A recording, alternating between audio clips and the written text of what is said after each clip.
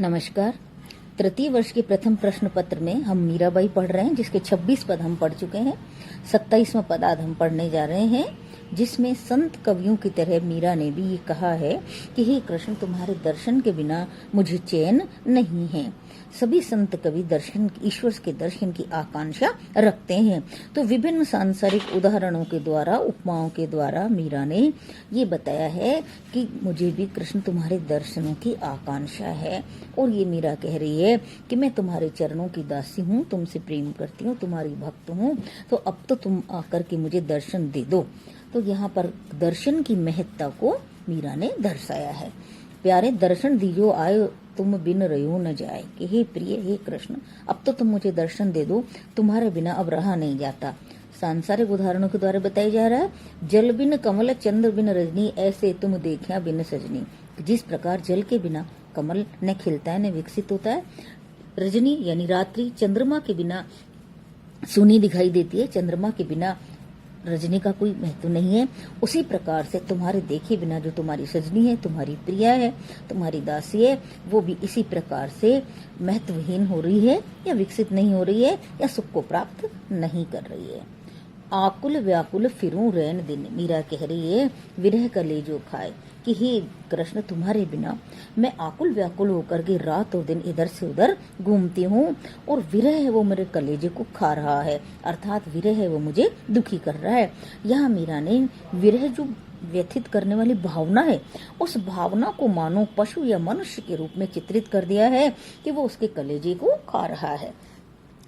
अर्थात मीरा ये कहना चाह रही है, हे कृष्ण, तुम्हारे दर्शनों के बिना मैं रात दिन आकुल व्याकुल हूँ, और विरह है वो मुझे और ज्यादा दुखी कर रहा है। दिवस न भूख नींद नहीं रैन, मुख सु कथत न आवे बैन।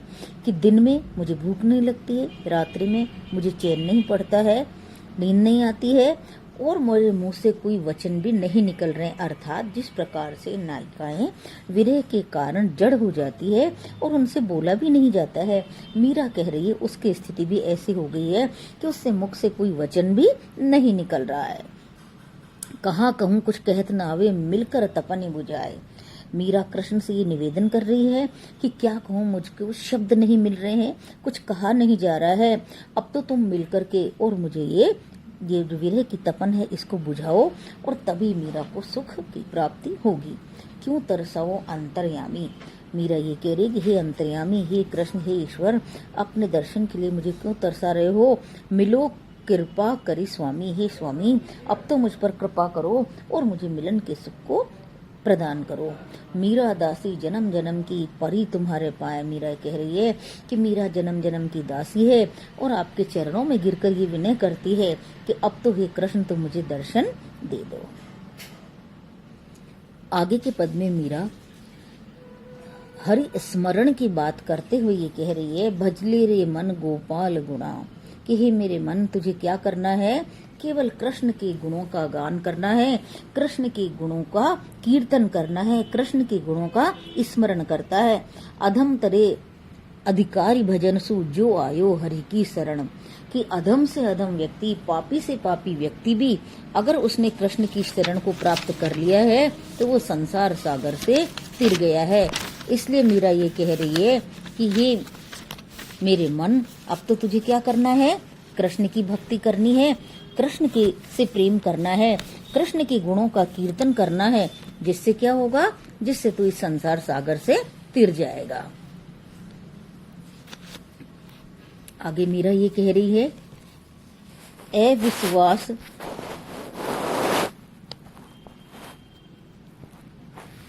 अविश्वास तो सखी बताऊं अजामिल गणिका सदन। विभिन्न उदाहरणों के द्वारा मीरा ये बताएगी कि हे सखी, हे मेरे मन, अगर तुझे विश्वास नहीं हो रहा है तो मैं विभिन्न उदाहरणों के द्वारा बताना चाहती हूँ कि कितने ही जिन पतित से पतित लोगों ने अगर कृष्ण का स्मरण किया है तो वो इस संसार सागर से तिर गए हैं। जिसमें मीरा ये कह रही है कि अजामिल और गणिका दोनों के दोनों केवल कृष्ण के नाम को स्मरण करते हुए संसार सागर से तिर गए हैं। ये जो उदाहरण है ये हम पहले पढ़ चुके हैं।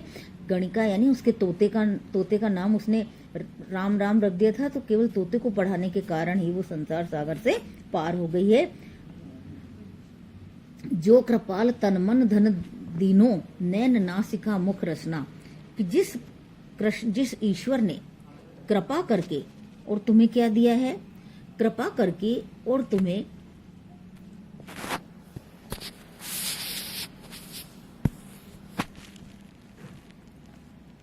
जिस ईश्वर ने कृपा करके तुम्हें नेत्र, नासिका, मुख और रसना अर्थात ये पंचेंद्रियां प्रदान की है, उस ईश्वर का भजन तुम्हें करना ही चाहिए। जाको रचिस मास 10 लाग्यो ताहि न सिमरो एक छिना, कि जिस ईश्वर को तुम्हारी रचना करने में 10 मास लगे माता के गर्भ में, उस ईश्वर को अगर तुम एक क्षण भी स्मरण नहीं करते हो तो क्या होगा कि तुम्हारा जीवन ऐसे ही व्यर्थ चला जाएगा। बालपन सब खेल गंवायो, तरुण भयो जब रूप घना, बिरध भयो तब आलस उपजोर माया मोह भयो मगना। संसार की असारता निसारता बताते हुए मीरा ये कह रही है कि बचपन तो तुमने खेल में गवा दिया, यौवन तुमने रूप सौंदर्य के मद में गवा दिया, और जब तुम वृद्ध हो गए तब क्या हुआ, आलस शरीर में उत्पन्न हो गया और इस माया मोह में तुम क्या हो गए हो, मग्न हो गए हो। और इस प्रकार से पूरा जीवन तुम्हारा कैसे बीत गया है, पूरा जीवन तुम्हारा इस संसार के सुखों में ही व्यतीत हो गया है और इसी में तुम मगन हो गए हो। तो हे मनुष्य ये बताओ कि ईश्वर का भजन तुम कब करोगे। अर्थात मीरा ये बता रही है विभिन्न उदाहरणों के द्वारा कि ये विश्वसनीय है। उदाहरणों के द्वारा बताया जा रहा है कि जो भी ईश्वर के नाम का स्मरण करता है वो निश्चित रूप से संसार सागर से पार हो जाता है, और अगर वो नाम का स्मरण नहीं करता है तो ये जीवन व्यर्थ हो चला जाएगा, क्योंकि बचपन है वो खेलने में निकल गया, यौवन है रूप के मद में निकल गया, सांसारिक भोग में निकल गया, और जब वृद्ध हो जाते हैं तब शरीर में आलस उत्पन्न हो जाता है, इंद्रियां पूरी तरह काम भी नहीं करती है और माया मोह के अंदर ही मनुष्य तो मग्न हो जाता है। आगे बता रहे, गज और गीदों भरे तरे भजन सु को तस्यो तरियो नहीं भजन बिना, कि हाथी और गिद्ध वो भी भगवान के भजन करने से ही तिरे हैं, भजन करने के बिना संसार से कोई भी तिर नहीं सकता। गज यानी हाथी, वो ईश्वर का स्मरण करता है तो वो उसको बाहर निकालते हैं, और जो गीध है वो जटायु, कि किस प्रकार से उन्होंने ईश्वर का भजन किया और वो संसार सागर से तिर गए। भजन के बिना कोई भी संसार से तिरने वाला नहीं है। धन्ना भगत पीपा पुनि सबरी, मीरा की हूँ करो गणना। मीरा ये कह रही है धन्ना भगत को, पीपा को तुमने भजन के स्मरण से संसार सागर से तार दिया है, अब मीरा की गणना भी तुम इन्हीं भक्तों में कर लो और इस प्रकार से मीरा को भी संसार सागर से पार कर दो। इस पद में मीरा ने 3 बातों पर प्रमुख बल दिया है। सबसे पहले नाम स्मरण को, कि भजन के बिना संसार से कोई तिर नहीं सकता है, इसलिए हमें ईश्वर का भजन करना चाहिए। उसके बाद उसने विभिन्न उदाहरणों के द्वारा बताया है कि जिन जिन ने नाम ईश्वर के नाम का स्मरण किया है वो इस संसार सागर से तिर गए हैं। उसके बाद मीरा ने ये बताया है कि मनुष्य का जो शरीर है वो पूरे के पूरे नश्वर है, और वो जो तीनों अवस्थाएं हैं वो अगर सांसारिक भोगों में निकल गई तो तुम्हारे जीवन का उद्देश्य व्यर्थ हो जाएगा और तुम ईश्वर को प्राप्त नहीं कर सकोगे। आगे वो ये बता रही है कि जिस प्रकार तुमने अन्य भक्तों को तारा है, इस प्रकार अब मीरा की भी गणना करो और मीरा को भी संसार सागर से पार लगा दो।